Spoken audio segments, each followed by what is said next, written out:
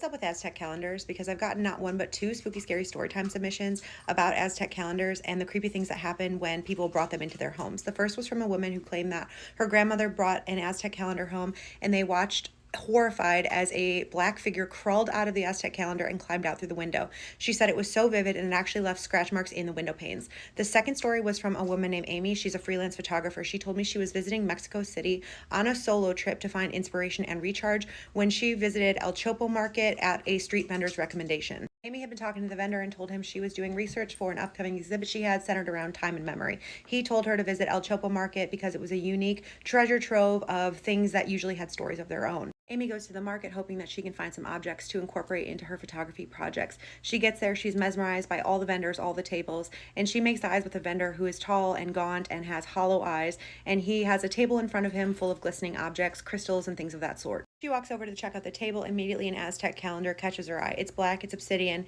it's inlaid with veins of gold, and it's got unique symbols all over it: eagles, skulls, serpents, things like that. She asks the man how much he wants for it. He sells it to her for next to nothing. As she's walking away, she thanks him again, and he says in broken English, "Be careful, the days count you too." She has a few days left in Mexico. She spends that time exploring ancient ruins and taking photographs. When she returns home, she's still excited about her Aztec calendar and thinks it'll be a nice centerpiece for her apartment to spark conversation. Immediately upon returning home, she places the Aztec calendar on a shelf next to her front door, and that night her dreams began. Amy wakes up in the middle of a lucid dream. She said she's standing in the middle of the jungle. She was very aware that she was dreaming, but it felt very vivid and very real. She could smell the damp earth. She could hear the rustle of unseen creatures, and she's standing in front of a pyramid, the steps of which are covered in blood. Near the top of the pyramid, Amy could make out a priest in a feathered headdress. He was standing upright with his hands raised above his head, holding a dagger. He brought the dagger down, and Amy woke up screaming. In the morning, she was making breakfast when her eyes caught the Aztec calendar on the shelf next to her front door. She says she knows that no one will believe her, but she swears that the glyphs were glowing. She thought maybe she should put it in a less prominent position, so she grabbed it to move it, and she said that it was hot. Amy said she continued to have the dream about the priest in the feathered headdress for the next few weeks, and the energy in her apartment seemed to change as well to something darker.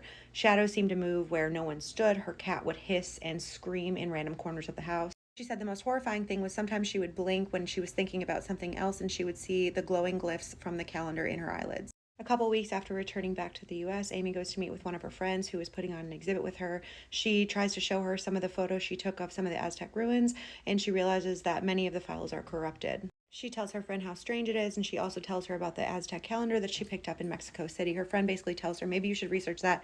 There's a lot of lore that goes around with it, and maybe you should be careful. Amy begins researching the Aztec calendar and realizes that it's not just a calendar, it's a tool that measures cycles of life, death, and rebirth.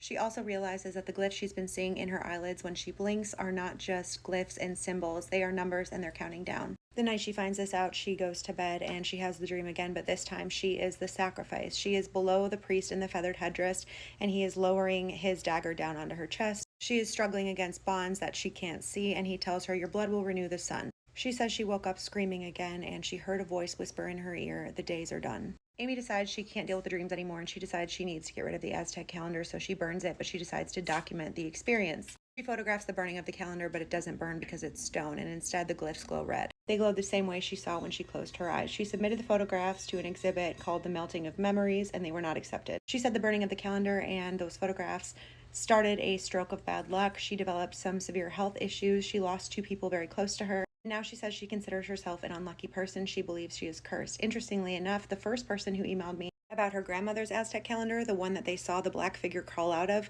she said she believes her family is cursed too. That woman said her grandmother ultimately got rid of the Aztec calendar by sewing it into a cushion of a chair and selling it in a yard sale. Does anyone else have stories like this? Can anyone else weigh in? Is it a generational curse? Is it just a thought form? Is it a legend? Or is it true that you just shouldn't mess with things that you don't know about? Keep sending me your spooky, scary stories, and I'll keep adding them to this playlist.